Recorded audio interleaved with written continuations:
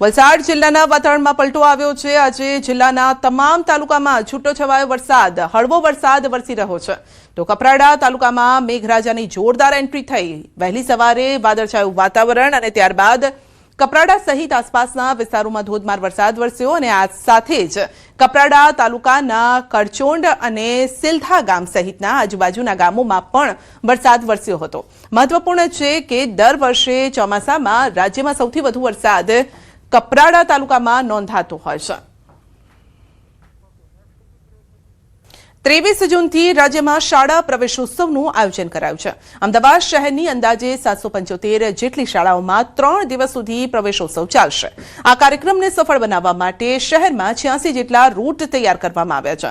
અમદાવાદમાં યોજાનાર પ્રવેશોત્સવમાં રાજ્યના કેબિનેટ મંત્રી ઋષિકેશ પટેલ, ગુજરાત સરકારના મુખ્ય સચિવ એમ કે દાસ ઉપસ્થિત રહેશે। ઉપરાંત સાંસદો, ધારાસભ્યો સહિત 31 જેટલા મહાનુભાવો હાજરી આપશે।